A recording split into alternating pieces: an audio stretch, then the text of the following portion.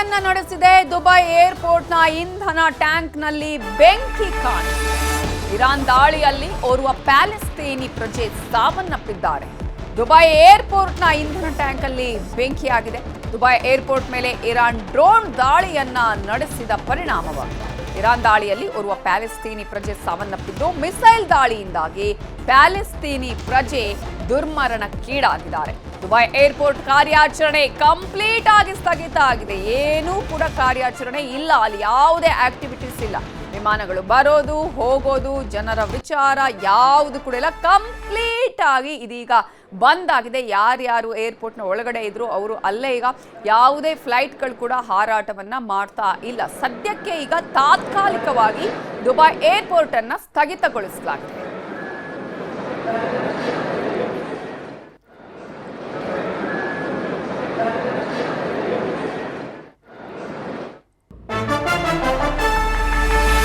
Airport ಮೇಲೆ ದಾಳಿ ಹಿನ್ನೆಲೆಯಲ್ಲಿ ಕೆಂಪೇಗೌಡ ಏರ್ಪೋರ್ಟ್ನಲ್ಲೂ ವಿಮಾನ ಹಾರಾಟಗಳಲ್ಲಿ ವ್ಯತ್ಯಯ ಆಗಿದೆ.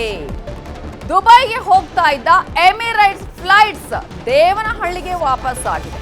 ದುಬೈಗೆ ಹೋಗಬೇಕಾಗಿತ್ತು ಎಮಿರೇಟ್ಸ್ ಫ್ಲೈಟ್ಸ್, ಆದರೆ ಇದೀಗ ದೇವನಹಳ್ಳಿಗೆ ರಿಟರ್ನ್ ಆಗಿತ್ತು. 4:30ಕ್ಕೆ ಬೆಳಗಿನ ಜಾವ ಟೇಕ್ ಆಫ್ ಆಗಿತ್ತು ವಿಮಾನ, ಬಟ್ ವಾಪಸ್ ಆಗಿದೆ ವಿಮಾನ.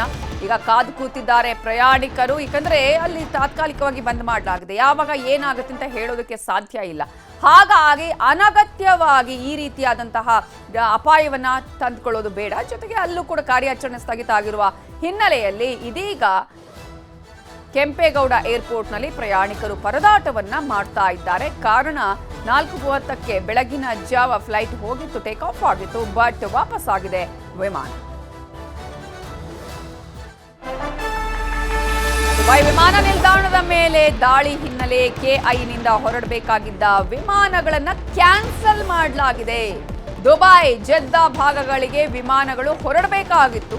ದೇವನಹಳ್ಳಿ ವಿಮಾನ ನಿಲ್ದಾಣದಲ್ಲಿ 24 ವಿಮಾನಗಳ ಹಾರಾಟವನ್ನು ಸದ್ಯಕ್ಕೆ ಬಂದ್ ಮಾಡಲಾಗಿದೆ. ಗಲ್ಫ್ಗೆ ತೆರಳಬೇಕಾಗಿದ್ದ 11 ವಿಮಾನಗಳ ಹಾರಾಟ ರದ್ದಾಗಿದೆ. ಜೊತೆಗೆ ಬೆಂಗಳೂರಿಗೆ ಆಗಮಿಸಬೇಕಾಗಿದ್ದ 13 ವಿಮಾನಗಳು ಕೂಡ ರದ್ದಾಗಿದೆ. ಪರಿಣಾಮ ಯಾವ ರೀತಿಯಾಗಿ ಆಗ್ತಾ ಇದೆ, ಕೇವಲ ಗ್ಯಾಸ್ ಸಿಲಿಂಡರ್ಗೆ ಮಾತ್ರ ಅಲ್ಲ ಈ ಪರಿಣಾಮ ಆಗ್ತಾ ಇರುವಂಥದ್ದು, ಒಂದಕ್ಕೊಂದು ಲಿಂಕ್ ಆಗಿರೋದನ್ನ ನಾವಿಲ್ಲಿ ಗಮನಿಸ್ತಾ ಇದ್ದೀವಿ. ಅದರಲ್ಲೂ ಕೂಡ ದುಬೈ ಏರ್ಪೋರ್ಟ್ ಈಗ ತಾತ್ಕಾಲಿಕವಾಗಿ ಸ್ಥಗಿತ ಆಗಿರೋದು ಕಾರಣ ಇರಾನ್ ಮಾಡಿರುವಂತಹ ದಾಳಿ. ಈ ಹಿನ್ನೆಲೆಯಲ್ಲಿ ಕೆಎನ್ನಿಂದ ತೆರಳಬೇಕಾಗಿದ್ದ ವಿಮಾನಗಳು ಕ್ಯಾನ್ಸಲ್ ಆಗಿದೆ. ಆಲ್ಮೋಸ್ಟ್ 24 ವಿಮಾನಗಳು ಹಾರಾಟವನ್ನು ಬಂದ್ ಮಾಡಿವೆ. ಗಲ್ಫ್ಗೆ ತೆರಳಬೇಕಾಗಿದ್ದ 11 ವಿಮಾನಗಳ ಹಾರಾಟ ರದ್ದಾಗಿದೆ. ಬೆಂಗಳೂರಿಗೆ ಬರಬೇಕಾಗಿದ್ದ 13 ವಿಮಾನಗಳು ಕ್ಯಾನ್ಸಲ್ ಆಗಿದೆ.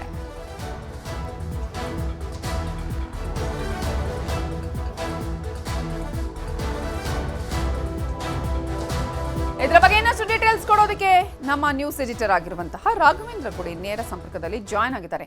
ರಾಘವೇಂದ್ರ ಗುಡಿ, ಯುದ್ಧ ನಿಲ್ಲುವ ಲಕ್ಷಣಗಳು ಕಾಣಿಸ್ತಾ ಇಲ್ಲ. ಈಗಾಗಲೇ ಇರಾನ್ ಮತ್ತಷ್ಟು ಪ್ರತಿರೋಧವನ್ನ ತೋಡ್ತಾ ಇದೆ, ದಾಳಿಯನ್ನ ಮಾಡ್ತಾ ಇದೆ.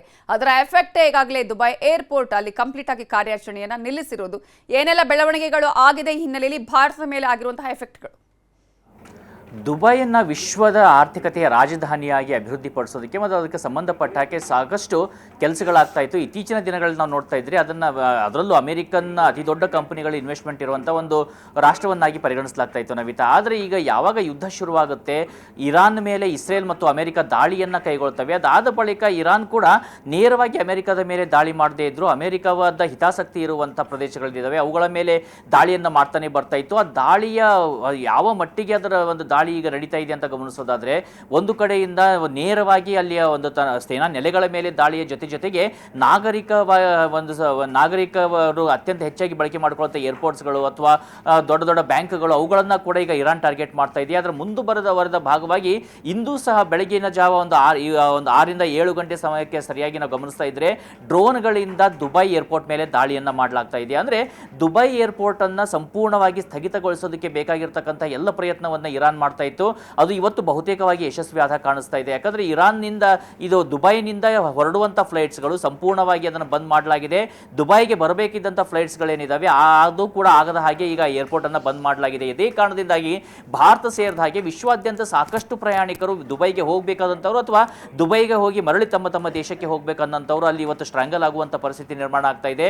ಏರ್ಪೋರ್ಟೇ ಕೆಲಸವನ್ನ ಮಾಡ್ತಾ ಇಲ್ಲ ಅಂದ್ರೆ ಹೇಗೆ ಹೊರಗಡೆ ಹೋಗೋದು ಅನ್ನುವಂಥ ಪ್ರಶ್ನೆಗಳು. ಇನ್ನು ನಮ್ಮ ಇಲ್ಲಿ ಕೆಂಪೇಗೌಡ ಅಂತಾರಾಷ್ಟ್ರೀಯ ವಿಮಾನ ನಿಲ್ದಾಣದಲ್ಲೂ ಗಮನಿಸ್ತಾ ಇದ್ರೆ ಪರಿಸ್ಥಿತಿ ವಿಭಿನ್ನವಾಗಿಲ್ಲ. ಸುಮಾರು 20 ಫ್ಲೈಟ್ಗಳು ಕ್ಯಾನ್ಸಲ್ ಆಗಿದ್ದಾವೆ, ಇಲ್ಲಿಂದ ಹೊರಡುವಂಥ ಫ್ಲೈಟ್ಗಳು ಕ್ಯಾನ್ಸಲ್ ಆಗಿದ್ದಾವೆ, ಅಲ್ಲಿಂದ ಬರಬೇಕಿರ್ತಕ್ಕಂಥ ಸುಮಾರು 12 ಫ್ಲೈಟ್ಸ್ಗಳು ಕೂಡ ಈಗ ಕ್ಯಾನ್ಸಲ್ ಆಗಿರುವಂಥದ್ದು. ಹೀಗಾಗಿ ಜನರಿಗೆ ಒಂದು ರೀತಿಯಿಂದ ಆತಂಕದ ಸ್ಥಿತಿ ನಿರ್ಮಾಣ ಆಗ್ತಾ ಇದೆ. ತಮ್ಮ ಭವಿಷ್ಯ ಏನು, ಯಾಕಂದ್ರೆ ಸಾಕಷ್ಟು ಜನರಿಗೆ ಹೋಗಲೇಬೇಕಾದಂಥ ಪರಿಸ್ಥಿತಿಗಳಿರ್ತವೆ. ಒಂದು ಕಡೆಯಿಂದ ಇನ್ವೆಸ್ಟ್ಮೆಂಟ್ಸ್ ಇರ್ತವೆ, ಅಥವಾ ಅಲ್ಲಿ ಯಾವುದಾದ್ರೂ ಈಗ ಟೂರಿಸಂ ಅಂತ ಹೋದಂಥವ್ರಿಗೆ ಮರಳಿ ನಮ್ಮ ದೇಶಕ್ಕೆ ಬರಬೇಕಾಗಿರುತ್ತೆ, ಅದು ಯಾವುದೂ ಕೂಡ ಸಾಧ್ಯ ಆಗ್ತಿಲ್ಲ. ಈ ಮಧ್ಯದಲ್ಲಿ ಅತ್ಯಂತ ಪ್ರೊಆಕ್ಟಿವ್ ಆಗಿ ಭಾರತ ದೇಶದ ವಿದೇಶಾಂಗ ಇಲಾಖೆ ಏನಿದೆ ಕೆಲಸವನ್ನು ಮಾಡ್ತಾ ಇದೆ. ಅದಕ್ಕೆ ಸಂಬಂಧಪಟ್ಟ ಹಾಗೆ ಎಸ್ ಜಯಶಂಕರ್ ಕೂಡ ಮಾಹಿತಿಯನ್ನು ಕೊಟ್ಟಿರೋದನ್ನು ಗಮನಿಸ್ತಾ ಇದ್ರೆ ಸುಮಾರು 500ರಿಂದ 600 ಜನ ದುಬೈನಲ್ಲಿ ಸಿಲುಕಿರುವಂಥವರನ್ನ ಬೇರೆ ಮಾರ್ಗವಾಗಿ ಭಾರತಕ್ಕೆ ಕರೆತರುವಂಥ ಪ್ರಯತ್ನಗಳಿಂದ ಕಳೆದ 2-3 ದಿನಗಳಿಂದ ಮಾಡಲಾಗ್ತಾ ಇದೆ. ಆ ಪ್ರಯತ್ನ ಈಗಲೂ ಕೂಡ ಮುಂದುವರಿತಾ ಇದೆ. ಆದರೆ ದಾಳಿಯ ಭೀಕರತೆ ಹಿನ್ನೆಲೆಯಲ್ಲಿ ಇವತ್ತು ಅಲ್ಲಿ ಏರ್ಪೋರ್ಟ್ನಲ್ಲಿ ಒಬ್ಬ ಪ್ಯಾಲೆಸ್ತೈನಿ ಕೂಡ ಸಾವನ್ನಪ್ಪಿದ್ದಾರೆ ಅನ್ನುವಂಥ ಮಾಹಿತಿ ಬರ್ತಾ ಇದೆ. ಹೀಗಾಗಿ ಯಾವುದೇ ರಿಸ್ಕ್ ಅನ್ನು ತೆಗೆದುಕೊಳ್ಳೋದಕ್ಕೆ ದುಬೈನ ಅಥಾರಿಟೀಸ್ ಕೂಡ ಅಲ್ಲಿ ಸಿದ್ಧರಾಗ್ತಾ ಇಲ್ಲ.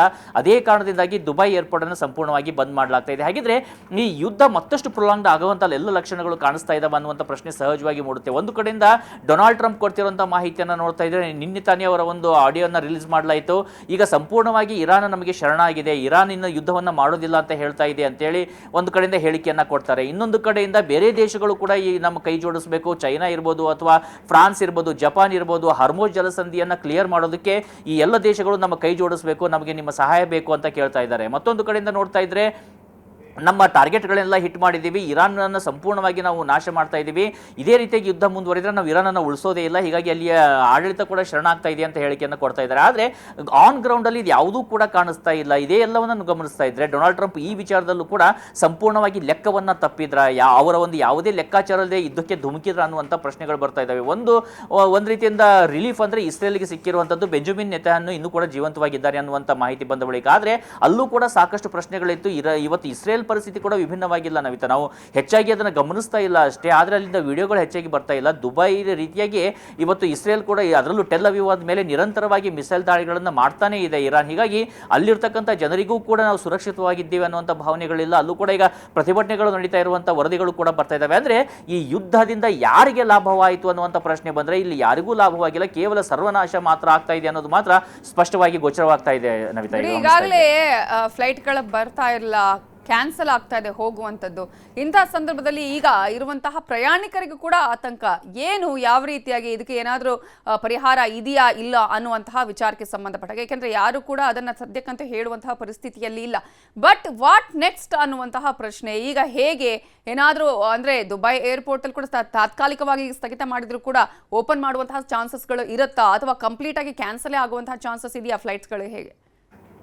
ಎಲ್ಲಿಯವರೆಗೂ ಕೂಡ ಈ ಇರಾನ್ನಿಂದ ನಡೆಯುವಂಥ ದಾಳಿಗಳು, ಯಾಕಂದರೆ ನೋಡಿ ಇರಾನ್ ದಾಳಿ ಮಾಡ್ತಾ ಇರುವಂಥದ್ದು ಕೇವಲ ಒಂದು $20,000-30,000 ಈ ಡ್ರೋನ್ಗಳನ್ನು ಬಳಸಿಕೊಂಡು ಲಕ್ಷಾಂತರ ಬಿಲಿಯನ್ ಗಟ್ಟಲೆ ಡಾಲರ್ ಬೆಲೆ ಬಾಳುವಂಥ ವಿಮಾನಗಳನ್ನು ಹೊಡೆದುರುಳಿಸ್ತಾ ಇದೆ, ದಾಳಿಯನ್ನು ಮಾಡ್ತಾ ಇದೆ. ಹೀಗಾಗಿ ಈಗ ಒಂದು ಅನ್ಸರ್ಟನಿಟಿ ಕಾಣ್ತಾ ಇದೆ ಎಲ್ಲ ಕಡೆ ನಾವು ಗಮನಿಸ್ತಾ ಇದ್ದೀವಿ. ಯಾಕಂದರೆ ನೋಡಿ ಈ ಯುದ್ಧ ನಿಲ್ಲುವಂಥ ಲಕ್ಷಣಗಳು ಕಾಣಿಸ್ತಾ ಇಲ್ಲ, ಯುದ್ಧ ಮುಂದುವರಿತಾನೆ ಇದೆ. ಹರ್ಮುಜ್ ಜಲಸಂಧಿಯಲ್ಲಿ ಕೂಡ ಭಾರತದ ಕೆಲವು ಹಡಗುಗಳನ್ನು ಬಿಡೋದಕ್ಕೆ ಅನುಮತಿ ಸಿಗ್ತಾ ಇದೆ ಹೊರತು ಉದಾಗಿ ಅಲ್ಲೂ ಕೂಡ ಯಾವುದೇ ಮೂವ್ಮೆಂಟ್ಸ್ಗಳಾಗ್ತಾ ಇಲ್ಲ. ಅಲ್ಲಿ ಈಗ ಫ್ರಾನ್ಸ್ ಅಧ್ಯಕ್ಷರು ಕೂಡ ಇರಾನ್ ಅಧ್ಯಕ್ಷರ ಜೊತೆಯಲ್ಲಿ ನಿನ್ನೆ ಕರೆಯನ್ನು ಮಾಡಿ ಮಾತನಾಡಿದ್ದಾರೆ, ನೀವು ಸ್ವಲ್ಪ ಅಲ್ಲಿ ದಾಳಿ ಮಾಡೋದನ್ನು ಕಡಿಮೆ ಮಾಡಿ, ನಮ್ಮ ಆಯಿಲ್ ತೈಲ ಟ್ಯಾಂಕರ್ಗಳನ್ನು ತೆಗೆದುಕೊಳ್ತೀವಿ ಅನ್ನುವಂಥ ಒಂದು ರಿಕ್ವೆಸ್ಟ್ ಅನ್ನು ಕೂಡ ಇವತ್ತು ಫ್ರಾನ್ಸ್ ಮಾಡ್ತಾ ಇದೆ. ಆದರೆ ಇದು ಯಾವುದಕ್ಕೂ ಕೂಡ ಸೊಪ್ಪು ಹಾಕುವಂಥ ಪರಿಸ್ಥಿತಿಯಲ್ಲಿ ಇವತ್ತು ಇರಾನ್ ಇಲ್ಲ. ಯಾಕಂದರೆ ಇರಾನ್ಗೆ ಎಷ್ಟು ಹಾನಿಯನ್ನು ಮಾಡಿದೆ ಅಮೆರಿಕ ಅಂತ ಗಮನಿಸೋದಾದರೆ ಅವರಿಗೆ ಅದನ್ನು ಸರಿ ಮಾಡಿಕೊಳ್ಳೋದಕ್ಕೆ ಇನ್ನೂ ಎಷ್ಟು ವರ್ಷಗಳು ಬೇಕಾಗ್ತವೆ ಹೇಳೋದಕ್ಕೆ ಸಾಧ್ಯ ಇಲ್ಲ. ಹೀಗಾಗಿ ಇರಾನ್ ಹೇಳ್ತಾ ಇರೋದು ಇಷ್ಟೇ, ಒಂದು ಕಡೆಯಿಂದ ನೀವು ಯುದ್ಧವನ್ನು ನಿಲ್ಲಿಸಬೇಕು, ನೀವು ನಮ್ಮ ಮೇಲೆ ದಾಳಿ ಮಾಡ್ತಿದ್ದೀರಿ, ನಾವು ನಿಮ್ಮ ಮೇಲೆ ದಾಳಿಯನ್ನು ಮಾಡ್ತಿಲ್ಲ.